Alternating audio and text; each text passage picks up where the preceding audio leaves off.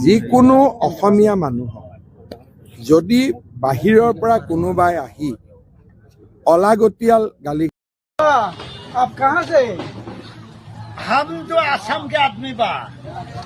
हमारा बाप दादा वहाँ यूपी में काम करल। हमारा जलम यूपी में बा। अब हमारा मोदी भैया है नु जोगी भैया हमारे कहीं यहाँ भेजल। अब गाड़ी लेके आ गए यहाँ वोट देने के लिए। हम असम के आदमी बा, बुझल? हाँ वही बात बा।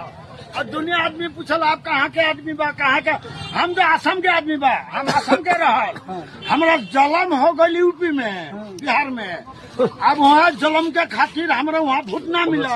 और यहाँ मोदी साहब हमारा भेजल यहाँ वोट देने के लिए, बुझल बानी? वही बात बा। अब दुनिया भैम में रह गए, कहाँ से आ गए? हम एलियन बा, हम इंसान बा। हमारा जलम वहाँ हुई। हमारा बाप दादा पूर्व पुरुष जो है यहाँ असम के रहला बानी, बुझला? हाँ वही बात बा।